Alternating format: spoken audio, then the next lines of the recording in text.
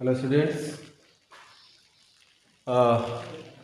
आज हम लोग पढ़ेंगे क्लास 10th का फर्स्ट चैप्टर इलेक्ट्रिसिटी का topic combination of resistance. Combination of resistors को कितने तरीके से कंबाइन किया जा सकता है।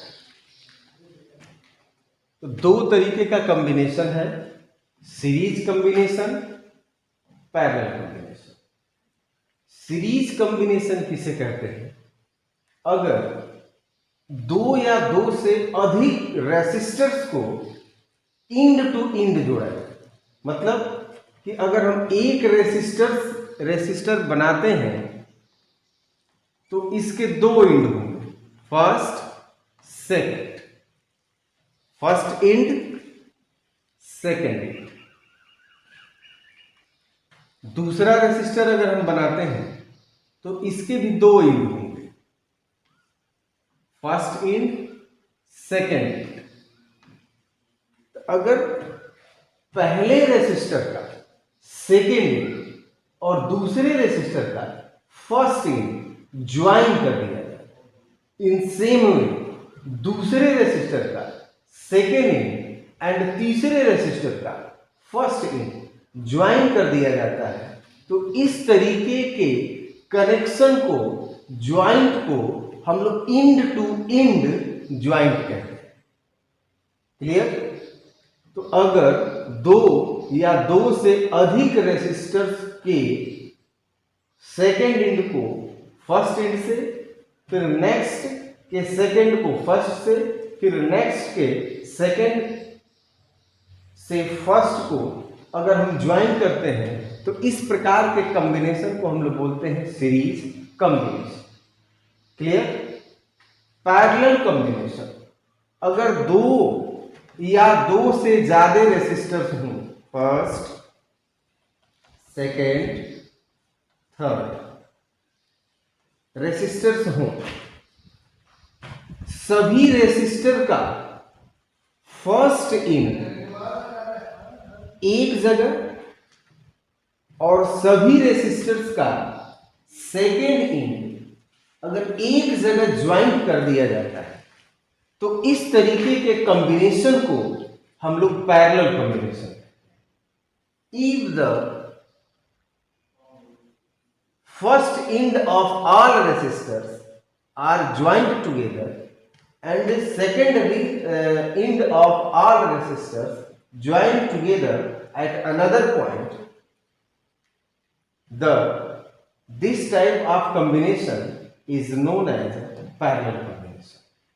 अब सीरीज कॉम्बिनेशन, मान लो पहला रेसिस्टेंस R1 ओम का है, दूसरा R2 का है, तीसरा R3 का है, इसी तरीके से डॉट डॉट डॉट nवां रेसिस्टर Rn ओम का है, तो इनको अगर हम ज्वाइंट करते हैं तो इनका इक्विवेलेंट यानी इनका सम कितना होगा, और अगर पैरेलल में अगर इसको हम ज्वाइन करते हैं तो इसका इक्विवेलेंट कैसा होगा, क्या होगा, आइए हम देखते हैं। तो सबसे पहला, जैसा कि आप लोग देख रहे हैं, सीरीज कॉम्बिनेशन, पहले रेसिस्टर का दूसरा इंड, दूसरे रेसिस्टर का पहला इंड, दूसरे रेसिस्टर का दूसरा इंड और तीसरे रेसिस्टर का पहला इंड कंबाइंड कर दिया गया। इस तरीके के कॉम्बिनेशन को सीरीज कॉम्बिनेशन कहते हैं और इसको इंड टू इंड ज्वाइन किया जाता है। अब मान लेते हैं पहले रेसिस्टर का रेसिस्टेंस R1 ओम है, दूसरे का R2 ओम है, तीसरे का R3 ओम है। अब इसको अगर कोई पावर सोर्स आप सप्लाई करते हैं, जैसे मान लो आपने यहां एक बैटरी डाल दिया, बैटरी से अगर इसको कनेक्ट कर दिया, यहां एक की लगा दिया आपने, इसको क्लोज कर दिया, तो इस बैटरी के पॉजिटिव एंड से करंट निकला, निगेटिव एंड में एंटर करेगा, पॉजिटिव से निकला, ये करंट इस पॉइंट पे पहुंचा, रेसिस्टर, पहले रेसिस्टर के फर्स्ट एंड पे।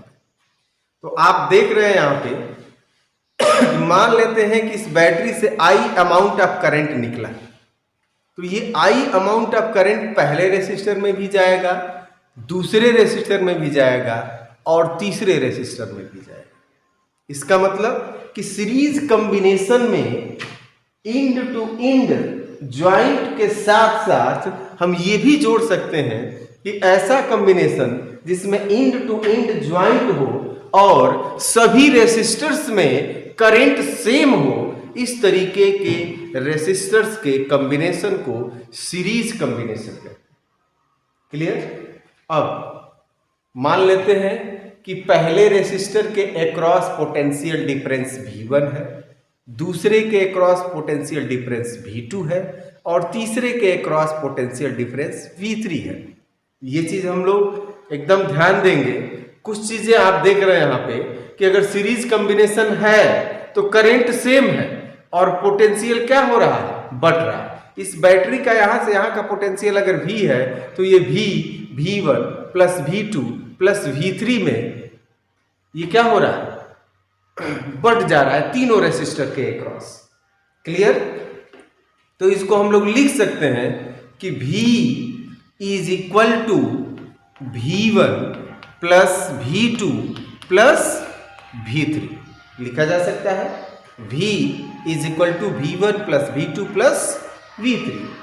Now potential difference across first resistance, अगर V1 है तो फ्रॉम ओम्स लॉ, कहां से, बाय ओम्स लॉ से, ओम्स के नियम से हम लिख सकते हैं कि V1 is equal to I into R1, V2 is equal to I into R2 and V3 is equal to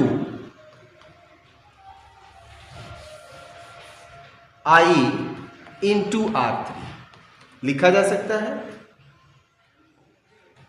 इसको इक्वेशन नंबर फर्स्ट कर दीजिएगा, इसको इक्वेशन नंबर सेकंड कर दीजिएगा। अगर इन तीनों रेसिस्टर्स का जो कि सीरीज कॉम्बिनेशन में है, अगर इनके कॉम्बिनेशन का इक्विवेलेंट रेसिस्टेंस हम लेट कर लेते हैं कि लेट RS सीरीज का equivalent RS B the equivalent resistance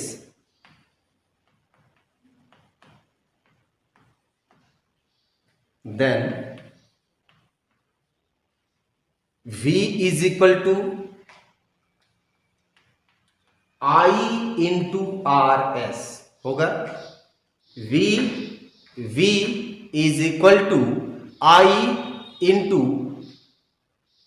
R1 plus R2 plus R3, मतलब तीनों का इक्विवेलेंट हमने मान लिया है कि RS है, तो पोटेंशियल डिफरेंस जो होगा तीनों के अक्रॉस वो हो जाएगा V is equal to I into RS। इसको इक्वेशन नंबर 3 आप कंसीडर कर लीजिए। और उसके बाद from equation first, second and third, यानी फर्स्ट में सेकेंड एंड थर्ड से V का, V1 का, V2 का और V3 का वैल्यू पुटअप कर देंगे। तो जैसे ही हम लोग वैल्यू रखेंगे तो V के जगह क्या हो जाएगा, I into RS is equal to I into R1 plus I into R2 plus I into R3। Clear? यहां से I को कॉमन ले लेंगे, सब में I है, I से I क्या हो जाएगा, कैंसिल। तो ये I से I हो गया हम लोग का कैंसिल। तो यहां से हम लोग को मिल गया कि RS is equal to R1 plus R2 plus R3। That will be the equivalent resistance of series combination. ठीक है? इफ n such resistor, number of resistor be n, if n number of such resistors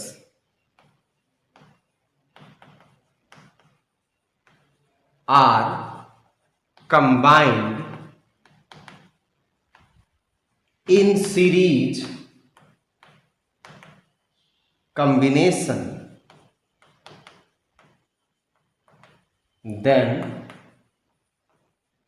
equivalent resistance Rs can be given as R1 plus R2 plus R3 plus dot dot dot plus Rn.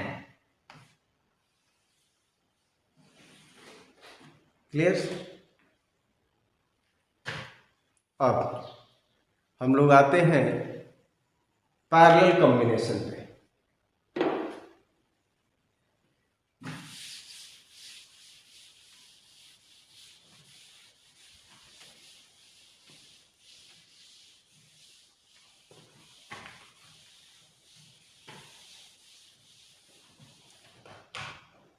तो parallel combination हमने आपको बताया कि अगर सभी resistors का first end एक जगह और सभी रेसिस्टर्स का सेकेंड इंड अगर एक जगह ज्वाइंट कर दिया जाए तो इस तरीके के कॉम्बिनेशन को हम लोग पैरेलल कॉम्बिनेशन कहते हैं।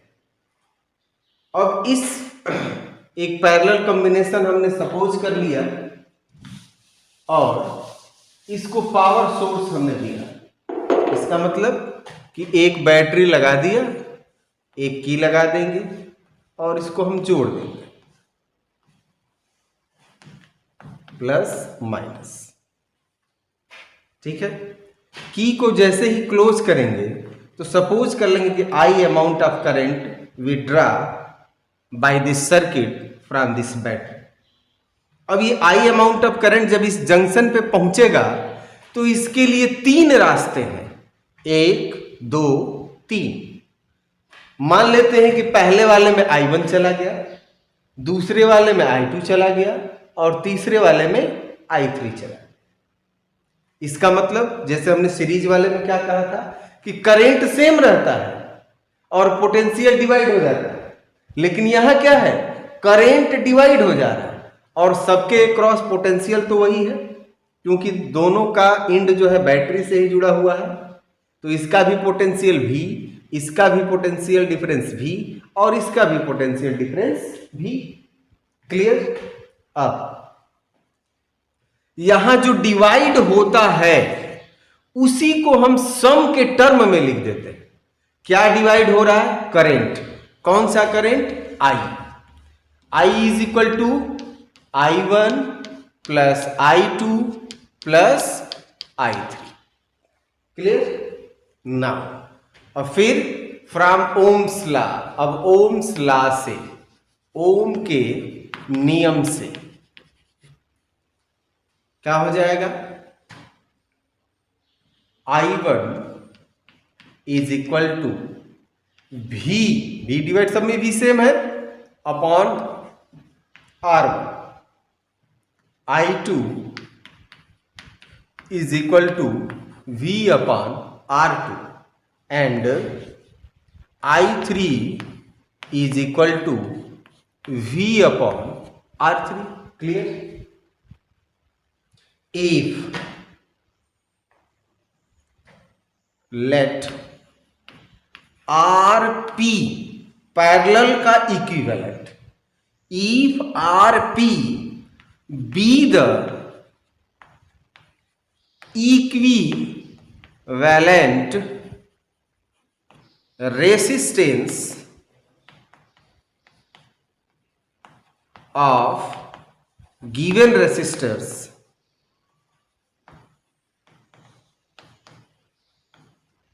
then क्या हो जाएगा ओम्स लॉ से? I is equal to V upon RP। इसको इक्वेशन नंबर फर्स्ट, इसको इक्वेशन नंबर सेकेंड और इसको इक्वेशन नंबर थर्ड। अब लिखेंगे from equation first, second and third. From equation first, second and third means I1, I2, I3 की value second और third से first में हम रख देंगे।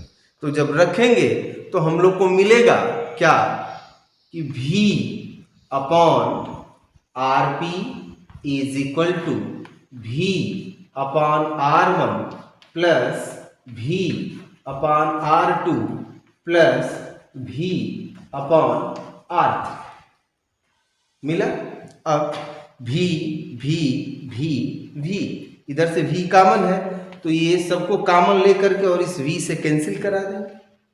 तो यहां से हम लोग का जो इक्विवेलेंट रेसिस्टेंस मिलेगा वो हम लोग का क्या मिल जाएगा, 1 upon RP is equal to 1 upon R1 plus 1 upon R2 plus 1 upon R3। Clear. अब जैसे सीरीज वाले में किए थे कि फॉर n रेसिस्टर्स, तो फॉर n रेसिस्टर्स के लिए क्या हो जाएगा, फॉर n सच रेसिस्टर्स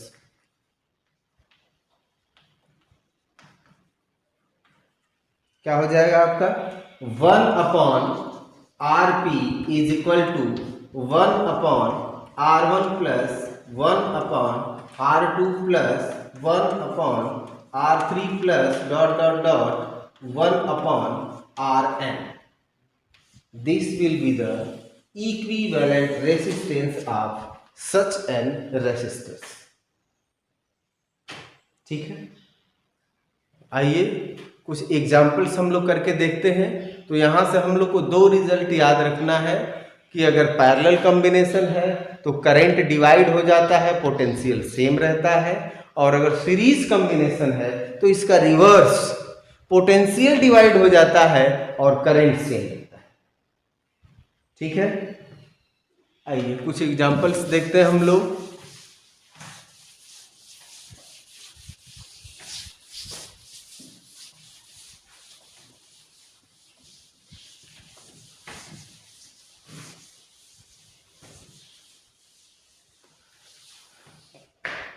किसी भी प्रकार का कॉम्बिनेशन हो तो हम तुरंत एक एंड से करंट को फ्लो कराना शुरू करते हैं। जैसे मान लीजिए कि आप इस तरीके का रेसिस्टर ले लीजिए,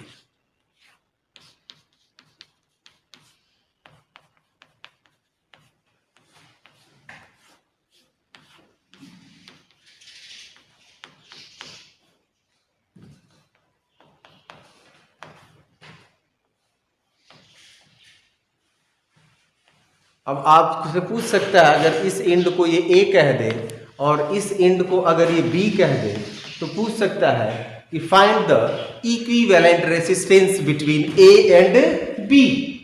तो जिसके जिसके बीच में पूछता है, तो मान लो अगर ये 6 ओम का है, ये 3 ओम का है, ये भी 6 ओम का है, ये 3 ओम का है। क्लियर। तो हम जिसके जिसके एंड के क्रॉस पूछता है, जैसे अब आपसे पूछ दिया RAB पूछ दिया, तो आप क्या करेंगे कि A से करंट पास कराएंगे, और जैसे A से करंट आगे जाएगा तो दो रास्ते होंगे। तो करंट क्या हो रहा है, डिवाइड हो रहा है। और करंट किस में डिवाइड होता है, कौन से कॉम्बिनेशन में, पैरेलल कॉम्बिनेशन में। इसका मतलब कि 6 ओम 3 ओम के साथ क्या है, पैरेलल कॉम्बिनेशन में। फिर ये करंट यहां आया, मिल गया, मिल करके फिर आई हो गया, फिर यहां दो रास्ते, फिर यहां करंट बढ़ रहा है। इसका मतलब ये हो गया कि ये 3 ओम और 6 ओम ये दोनों किस में है, पैरेलल कॉम्बिनेशन में है। तो जब ये पैरेलल कॉम्बिनेशन में है तो इसमें हम पैरेलल वाला रूल लगा देते हैं, इसका इक्विवेलेंट निकालेंगे, और इसी तरीके का ये है तो जितना इसका आएगा उतना इसका भी हो जाएगा। क्लियर। तो इसका निकालने के लिए भाई पैरेलल कॉम्बिनेशन है तो 1 upon RP is equal to 1 upon 6 plus 1 upon 3। 6 और 3 का एलसीएम 6, तो ये क्या हो जाएगा आपका 1 upon RP is equal to, बोलिए 1 प्लस 2 अपान 6 होगा। जोड़ देंगे इसको तो 2 और 1 3, तो ये हो गया आप हम लोगों का कि 3/6 कटा तो क्या हो गया 1/2। क्या आया 1/RP इज इक्वल टू 1/2। तो RP इज इक्वल टू 2 ओम। यानी कि इसका इक्विवेलेंट कितना आया 2 ओम। तो एक चीज इस क्वेश्चन से देखिए कि अगर पैरेलल कॉम्बिनेशन है तो पैरेलल कॉम्बिनेशन में देखो दो रेसिस्टर्स हैं, एक का रेसिस्टेंस 3 ओम है, दूसरे का रेसिस्टेंस 6 ओम है, लेकिन इसका जो इक्विवेलेंट आया जुड़ने के बाद वो कितना है 2 ओम। ये दो इससे भी कम है और इससे भी कम है, यानी पैरेलल कॉम्बिनेशन का जो इक्विवेलेंट रेसिस्टेंस आता है वो सभी के इंडिविजुअल रेसिस्टेंस से कम होता है। तो इसको हम अब इस पूरे कॉम्बिनेशन का जो इक्विवेलेंट 2 आया तो इस पूरे को हम हटा करके और यहां पे कितने ओम का रेसिस्टर ले सकते हैं 2 ओम का, और इसी तरीके का ये भी था तो इसको भी हटा करके और इसके जगह पे कितने ओम का रेसिस्टर ले सकते हैं 2 ओम का। अब देखिए अब ए से करंट जब जाएगा तो जितना इसमें जाएगा उतना ही इसमें भी जाएगा।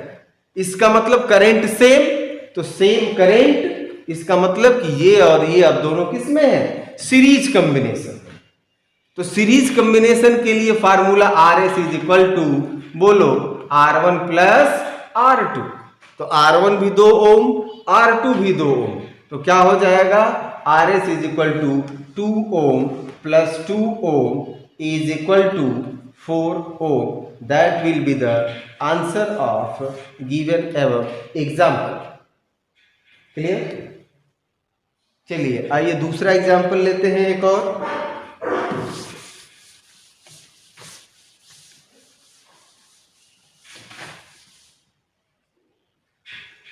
ए अल्फाबेट वाला लेटर बना दीजिएगा, ऐसे बन गया। यहां भी एक रेसिस्टर ले लीजिएगा, यहां भी एक रेसिस्टर जोड़ दीजिएगा, यहां भी एक रेसिस्टर जोड़ दीजिए, ठीक है। यहां भी एक रेसिस्टर जोड़ दीजिए और यहां भी एक रेसिस्टर जोड़ दीजिए। इस एंड का नाम हमने दे दिया ए और इस एंड का नाम हमने दे दिया बी, ठीक है। इसको मान लेते हैं 3 ओम, ये भी 3 ओम, ये भी 3 ओम, ये 2 ओम, ये 2 ओम मान लिया आपने। अब आपसे पूछा जाएगा कि find RAB is equals to what, A और बी के बीच का इक्विवेलेंट रेसिस्टेंस। तो हम क्या करेंगे, आपको हमने बताया कि जहां से पूछा जाएगा तुरंत वहां से आप करंट पास कराएंगे। तो करंट जाएगा यहां तक जाएगा, यहां से कितने रास्ते 2 रास्ते हुए, ये और ये।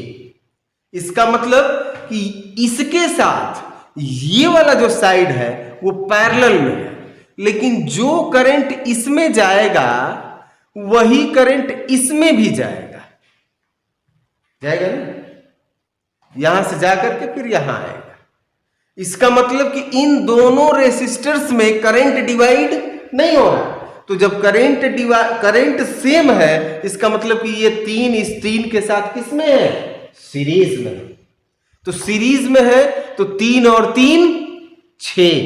तो अगला जो फिगर होगा हम लोग का इक्विवेलेंट कि इस 3 और 3 को हटा देंगे और इसको मिटा करके, अब देखिए ये हो गया, ये हो गया आपका, ये हो गया, और इस 3 और 3 को मिटा करके यहां एक 6 ओम का रेसिस्टर आप लगा देंगे। क्लियर? ये ऑलरेडी 3 ओम का था, ये 2 ओम का था आपका, ये 2 ओम का था। तो ये 3 और 3 6 दोनों को रिमूव किया और 6 ओम का रेसिस्टर लगा दिया। अब 6 के साथ 3 जरा देखिए, तो करंट यहां तक जाएगा तो यहां के बाद 2 रास्ते हो रहे हैं। तो इस 6 ओम के साथ 3 ओम किसमें है, क्योंकि करंट डिवाइड हो रहा है। तो जब करंट डिवाइड हो रहा है तो पैरेलल में है। और 6 और 3 का अभी हम लोगों ने पिछले एग्जाम्पल में निकाला कि 1/RP is equal to 1/6 plus 1/3 का जो इक्विवेलेंट आया था RP वो आया था हम लोग का 2 ओम। इसका मतलब कि इस पूरे को हटा करके और हम एक 2 ओम का रेसिस्टर यहां प्लेस कर सकते हैं। तो अगला जो फिगर होगा हम लोगों का वो हो जाएगा कि ये एक 2 ओम हो गया आपका, ये 2 ओम का आप रिप्लेस कर देंगे और ये ऑलरेडी पहले से ही 2 ओम का है। ये हो गया A, ये हो गया B, that will B A and B। अब देखिए 2 ओम, 2 ओम और 2 ओम। अब करंट ले जाइए, जो इसमें जाएगा वही इसमें जाएगा और वही इसमें भी आएगा।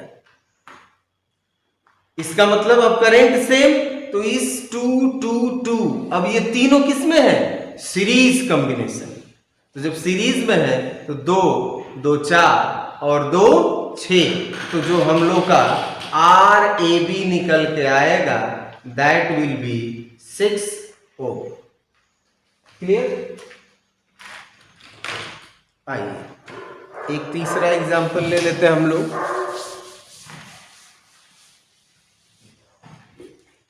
एक सर्किल बना दीजिए और आपसे कहेगा कि इस सर्कुलर पार्ट का जो सरकमफेरेंस बनाने में जो वायर यूज हुआ है, इस वायर का टोटल रेसिस्टेंस R ओम है। कितना है? R ओम। पूरे वायर का रेसिस्टेंस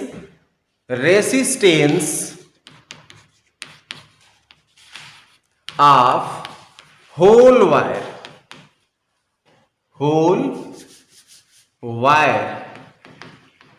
B R ओम है।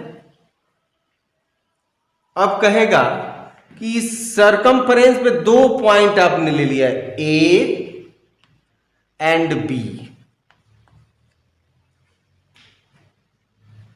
ठीक?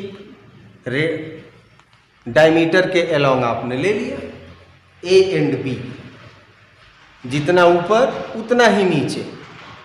अब पूछेगा फाइंड RAB। अब AB के अक्रॉस इक्विवेलेंट रेसिस्टेंस निकालिए। तो क्या करेंगे हम लोग?